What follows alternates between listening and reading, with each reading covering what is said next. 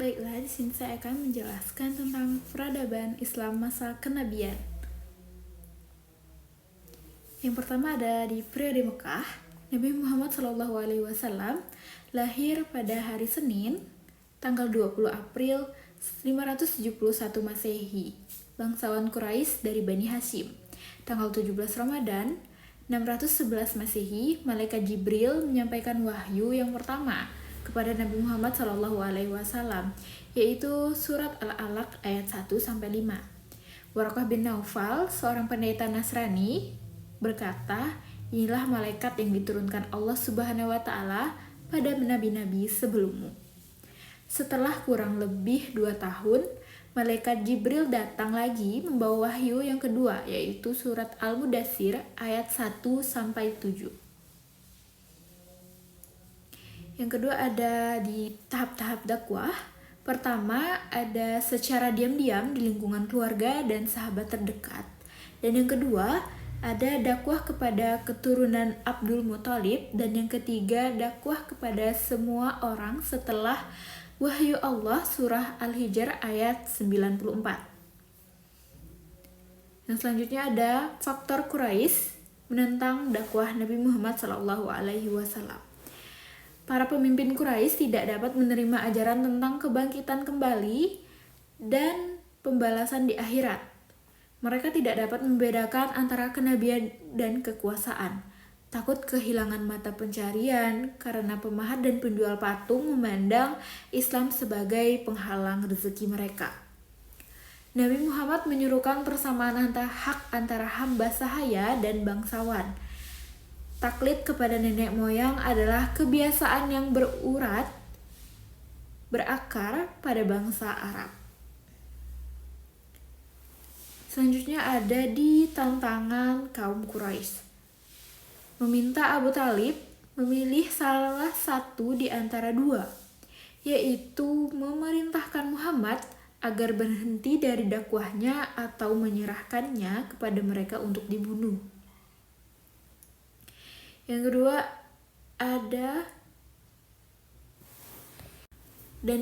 ada budak-budak yang masuk Islam disiksa tuannya dengan sangat kejam. Yang ketiga ada para pemimpin Quraisy menyuruh setiap keluarga untuk menyiksa anggota keluarganya yang masuk Islam sampai dia murtad kembali atau kembali ke agama sebelumnya, yaitu yang selain Islam. Dan yang terakhir ada tidak seorang pun penduduk Mekah diperkenankan melakukan hubungan jual beli dengan Bani Hashim. Selanjutnya ada proses hijrah, yaitu hijrah ke Habasyah. Yang pertama pimpinan Utsman bin Affan diikuti 15 orang, yaitu 10 pria dan 5 wanita. Berangkat ke Habasyah termasuk istri Utsman, Ruqayyah binti Muhammad. Pimpinan Ja'far bin Abi Thalib diikuti 81 orang, yaitu 80 pria dan 1 wanita, yaitu Ummu Habibah putri Abu Sufyan. Selanjutnya ada di masa kegelapan untuk Nabi Muhammad SAW, yaitu Abu Thalib dan Khadijah wafat. Abu Thalib ini adalah pamannya Nabi Muhammad SAW, yang pada tahun 10 kenabian Abu Thalib ini pelindung utamanya meninggal dunia dalam usia 87 tahun. Dan 3 hari setelah itu, Khadijah, istri Nabi Muhammad SAW pun meninggal. Khadijah dalam usia 65 tahun meninggalkan beliau. Ketika Nabi berdakwah di Taif, beliau diejek, disoraki, dan dilempari batu, bahkan sampai terluka di bagian kepala dan badannya. Selanjutnya ada Isra Mi'raj. Di tahun ke-10 kenabian tersebut, di atas Allah mengisra mi'rajkan Nabi Muhammad SAW. Dan tahun ke-11 kenabian 6 orang suku Khazraj menemui Nabi dan menyatakan diri untuk masuk Islam. Dan pada tahun ke-12 kenabian terdiri dari 10 orang suku Khazraj, 2 orang suku Aus, dan seorang wanita menemui Nabi dan menyatakan ikrar kesetiaan kepada Nabi.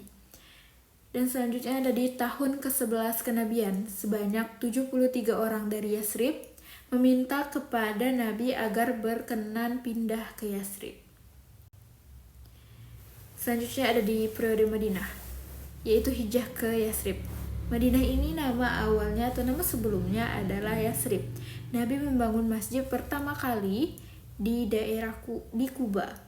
Jumat 12 Rabiul Awal tahun 13 kenabian atau 24 September 622 Masehi, Nabi meninggalkan Kuba. Di tengah perjalanan di perkampungan Bani Salim, Nabi melaksanakan sholat Jumat pertama di dalam sejarah Islam.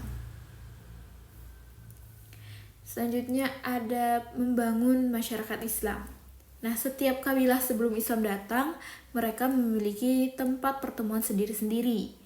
Nabi menginginkan agar seluruh umat Islam hanya memiliki satu tempat pertemuan, yaitu Baitullah. Nabi mempersaudarakan antar golongan muhajirin, Muslim asal Mekah, dan kaum Ansor, Muslim asal Madinah.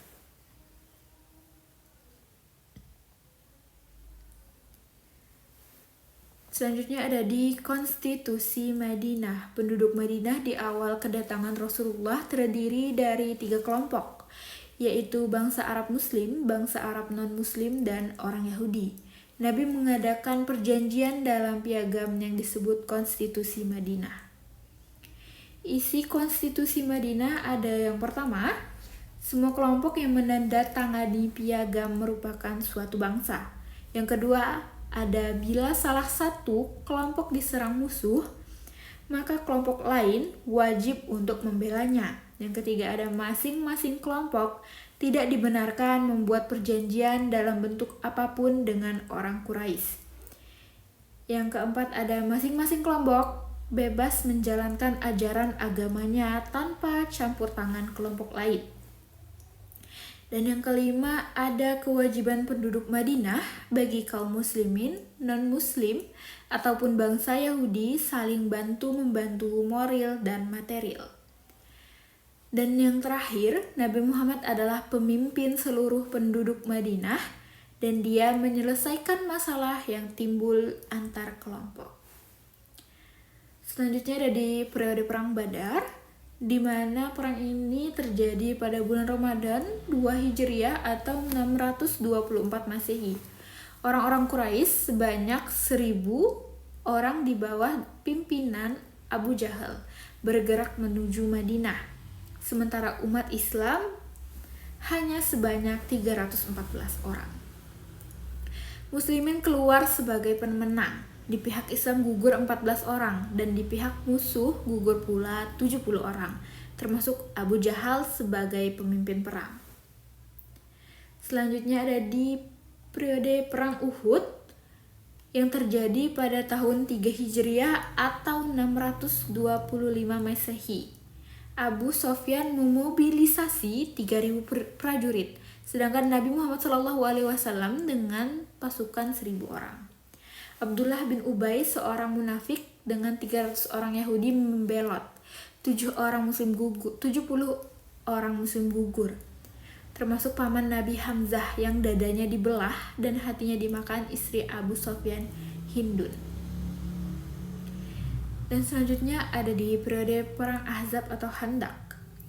Perang ini terjadi pada bulan Syawal 5 Hijriah atau 627 Masehi. Orang-orang Quraisy, suku Yahudi yang mengusung ke Khaybar, dan beberapa suku Arab lainnya berjumlah 10.000 tentara di bawah pimpinan Abu Sofyan. Dan terdapat 3.000 orang prajurit muslimin. Selanjutnya ada Perjanjian Hudaybiyah. Tahun 6 Hijriah ketika ibadah haji sudah disyariatkan, Nabi memimpin 1.000 kaum muslimin untuk melakukan ibadah umroh. Sebelum tiba di Mekah, Nabi berkemah dulu di Hudaybiyah. Yang selanjutnya ada isi Perjanjian Hudaybiyah. Nah, isi Perjanjian Hudaybiyah tersebut adalah kaum muslimin belum boleh mengunjungi Ka'bah tahun ini, tetapi ditunda sampai tahun depan. Yang kedua, ada orang kafir Mekah yang ingin masuk Islam tanpa izin walinya harus ditolak umat Islam. Dan yang ketiga, ada orang Islam yang ingin kembali ke Mekah atau murtad tidak boleh ditolak orang Quraisy. Dan yang terakhir ada genjatan senjata antara kedua belah pihak selama 10 tahun. Selanjutnya ada pelanggaran perjanjian Hudaybiyah. Nah, pada tahun 8 Hijriah, Bani Quraisy membantu sekutunya Bani Bakar yang berperang dengan Bani Khuza'ah, sekutu umat Islam. Maka Nabi bersama 10.000 pasukan bertolak ke Mekah.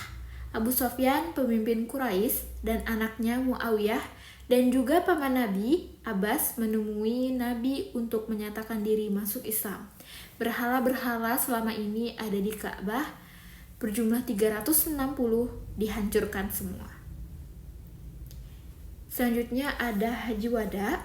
Tahun 10 Hijriah Rasulullah menunaikan ibadah haji yang pertama dan terakhir yang dikenal dengan Haji Wada. Khutbah Nabi pada Haji Wada yaitu yang pertama, jangan menumpahkan darah kecuali dengan hak. Yang kedua, jangan mengambil harta orang lain dengan batil. Yang ketiga, jangan riba dan menganiaya. Yang keempat, jangan balas dendam dengan tebusan dosa. Yang kelima, memperlakukan para istri dengan baik dan lemah lembut. Yang keenam, perintah menjauhi dosa. Yang ketujuh, perintah saling memaafkan atas semua pertengkaran antara mereka di zaman jahiliyah. Yang kedelapan, ada tegakkan persaudaraan dan persamaan antar manusia. Yang kesembilan, ada perintah memperlakukan hamba sahaya dengan baik. Dan yang terakhir, ada perintah harus berpegang teguh kepada Al-Quran dan Sunnah. Selanjutnya ada di wafatnya Nabi Muhammad SAW, hari Senin 12 Rabiul Awal 11 Hijriah dalam usia ke-63 tahun di rumah istrinya Aisyah.